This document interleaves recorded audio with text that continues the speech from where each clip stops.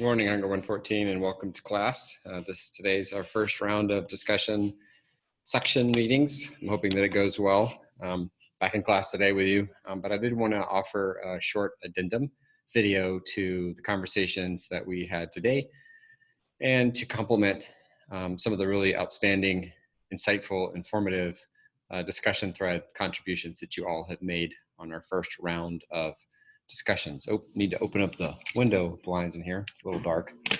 So I made this short video clip as a follow-up. I'll be letting all of you know in our discussion sections to watch it after the meeting. This is in addition to the discussion section, simply because the discussion section is short, 25 minutes. I wanted to give you a little bit of additional information that complements all that we are covering this week in class. The content today, our discussion, what we read this week, all very heavy themes and content. But I think it's really important that we pause, pay attention, carefully process, and make sense of some of the really challenging, sobering, and frankly disturbing information that we're covering. So I'm going to be talking a little bit with you more about the El Mozote massacre. We had readings this week from this here book by Lee Benford, an anthropologist who has worked a lot in carrying out ethnographic field work in El Salvador and in Morazan, the province and area where the village of El Mozote and other villages are located. And his book, we learned this week, one, about the actual event and the atrocity and massacre itself, and two, about the US government's involvement in covering up the massacre. Today, I want to share a little bit with you about work that occurred nearly a decade after what we read about in the book. Work that was really, really important in revealing the truth of the massacre, perhaps not just revealing, but also corroborating the really important eyewitness testimony that came from Rufina Amaya and stories that were being circulated by many of the villagers who survived in surrounding areas who were eyewitnesses to the massacre. So again, the material, the content is disturbing, and I don't want to take this content or discussion lightly. But I do want us to remember, and I'll explain why I think remembering well, even violent histories, is really important for the work of pursuing justice in the world, something we'll be obviously talking a great deal about for the rest of this semester. So let me share the PowerPoint presentation with you now, and I'm going to go through this in relatively short order. So here we have a picture, an aerial shot of the village of El Mozote. Again, not entirely unlike the scenes that we've been reading about in Sandra Benitez's book, The Weight of All Things. A rural community, all farmers, by and large, people who made a livelihood through small-scale subsistence farming. What we learned in the readings, right, is that in a very short period of time, most of the population, or a significant portion of that population, was killed by the Salvadoran army, and specifically, as we'll learn, the Atlacatl battalion, which are essentially the special forces battalion of the Salvadoran military. So here on December 11th, 1981, in this little place, a third of the pre-Civil War population was killed in roughly one day, right? And as we're going to learn, this is one, and as we've learned, this is one of many villages in this particular area of El Salvador that was caught up in what I believe was called Operation Rescue by the Salvadoran military. For at least a decade, if not longer, as Benford reports elsewhere, people who were there, people who survived the atrocities, were very quiet about it. And part of the reason they were quiet was because they were afraid to share. And we learned more about that, right, in our readings from Benford, when government officials would come and interview folks who had only days before witnessed horrific scenes of violence. And not surprisingly and understandably, people were, as they are being interviewed and a Salvadoran soldier is standing close by, were very reluctant to tell their side of the story.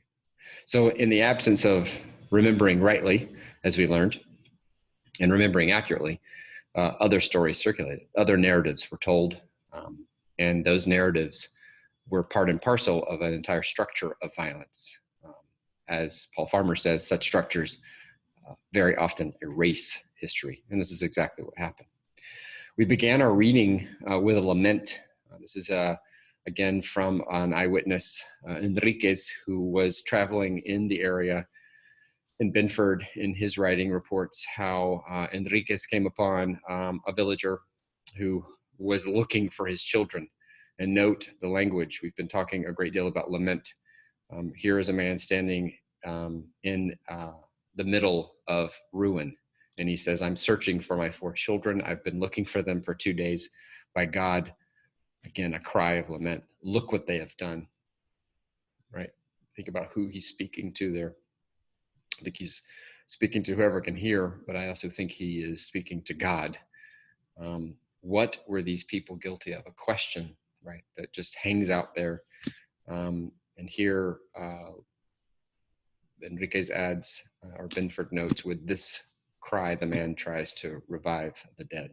And the scene, right, as Benford notes, is a scene of sadism, right, throughout the village. And it's hard to read, right, hard to remember. But it should be remembered. One of the ways that it is remembered is here's a memorial set up, a monument that is in the current village of El Mozote that remembers and names all of the victims of the massacre. And this is one way that we go about as human beings memorializing people who suffered. And I want us to consider today what we're learning as one other very small way of remembering, and maybe pushing us to think more about how we might remember well, especially how we might remember episodes of injustice like these, and what remembering of them might demand of us in the present. So as we learned in the reading from Benford, here's a picture anyway of members of the Atacatl Battalion, the Special Forces unit that carried out the massacre throughout Morazan in several different villages. And it really wasn't until later on, many years later, that the work of forensic anthropologists confirmed what it is that so many others knew, and what it was that the Salvadoran government and the US government were trying to cover up, namely that a massacre had occurred, and a massacre that was truly heinous. All massacres are horrible, but what the forensic anthropologists uncovered, the truths that they uncovered there, were especially disturbing. So in 1992 and 1993, a group of Argentinian anthropologists, forensic anthropologists, whose expertise includes a whole lot of biological science, who understand human anatomy really well, whose work as biologists makes it possible to identify the age, the height, the weight, the gender of people who have been disappeared, who were buried. The only things we have left are their skeletal remains. So this group worked throughout this time period. This was after the end of the Civil War, to exhume the bodies and identify them. I'll encourage you to go on your own to find out why Argentinian forensic anthropologists. It's an interesting and important history to note, but I would encourage you to go and do a little bit of Google searching to figure out what that is all about. Their work began, and we read this, about how the scene of violence unfolded in El Mozote. They began in the sacristy, which is essentially a small room where the priest would prepare his vestments, ordinarily prepares the Eucharist. It's in this small room, not in the main chapel proper, where they focused a lot of their initial work. They were accompanied by a whole team of folks, which actually included 4 US forensic scientists, anthropologists as well. And I want to share with you what they found, at least in this particular site, namely the sacristy. And it is very, very disturbing. But the conclusions that they draw from the evidence are really important for getting at the truth that others were working so hard to obscure and cover up. So what they find. So after 1 month of digging in the sacristy and in the church, they found this. In the sacristy room itself, they found 143 skeletons. A relatively small space, essentially the size of maybe, for some of you, a dining room or a living room, depending on the size of your home, maybe like the size of my living room, but it's a small space, 143 skeletons in a relatively small space. So they had been piled up there. This goes without saying, one of the more disturbing findings, namely that the average age of those 143 skeletons were 6 years of age. So 3 years younger than Nicholas, our protagonist in The Weight of All Things. 44% and 50 were male, 56 were female. Of the adults, right, 6 were females and 1 of those were pregnant. So you had a church sacristy room filled with the bodies of children and a handful of adult women and an adult male. So what did the forensic anthropologists conclude? And their conclusions are very important because they entirely contradict the claims that were being made by Salvadoran and US government officials all throughout the 1980s. And they confirm what it is that ordinary Salvadorans who were eyewitnesses to the event had been saying all along. Namely, this. 1, there's no proof to support any argument that the victims, almost all small children, had participated in combat. Remember, this is one of the key claims that the Salvadoran and US government officials were making.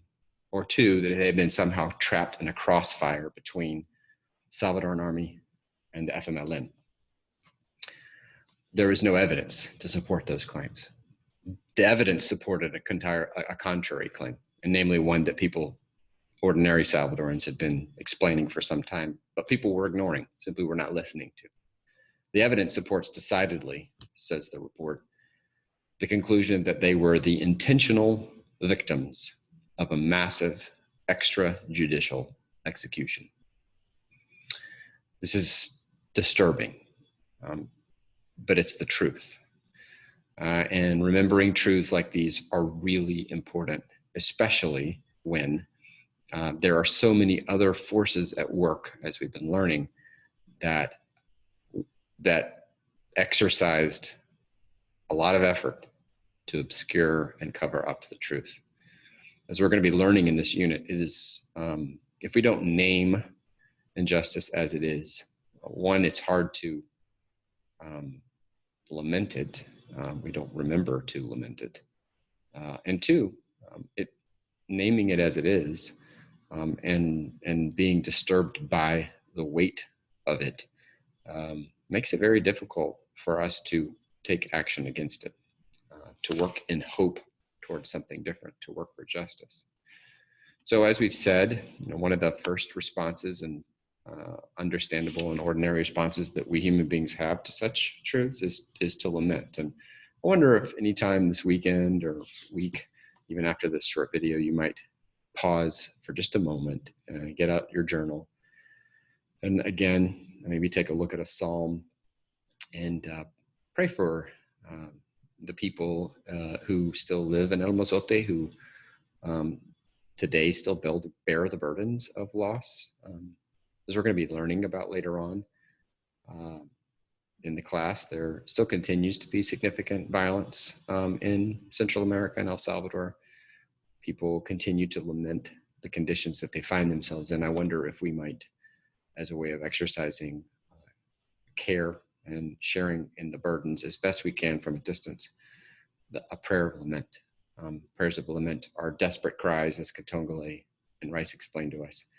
Cries that we articulate to a God that we hold on to, whose promises are true, but those promises seem contradicted, right, by the weight of our experience, or the weight, in this case, of others' experience. So lament is a way to hold these dissonant truths in tension. And also lament, as we've learned, is really an honest way to confront evil in the world. It's a way of naming injustice, lamenting it, and exercising hope for a different world. It's hard to do all those things at the same time. And this is why we pray. Learning how to stand in the midst of ruins with those who experience it, or maybe we experience it, is a part of our journey as human beings and as followers of Jesus. So I wonder if you could take a few minutes, even after this short video, just as a way of exercising some memory, if you will, and remembering well a prayer of lament for those who suffered loss in El Mozote. Also want you to do one more thing between today and next week. I'd like for you maybe to screenshot this image. I'll also be posting it on our Schoology site. But there's a lot of other things, a lot of other information sources that I would encourage you to go and take a look at. One, what happened in El Mozote was not a singular event. It occurred in other villages in Morazan. So I have a couple of things, 1, 2, 3, 4, that I'd like for you to consider taking a look at. Number one would be Susan Maceiras' work. Again, a photojournalist who covered, along with Raymond Bonner, some of the what occurred after the fact in El Mozote as people went to visit and try to figure out what happened. I want you to take a look at our Hunger 114 YouTube channel playlist and take a look at the video that's called Still Searching the Disappeared Children of La Casera Massacre, which is a neighboring village. A really, really powerful video, actually made by undergraduate students as a way of, one, memorializing and voicing the memories of those who lost children at the time.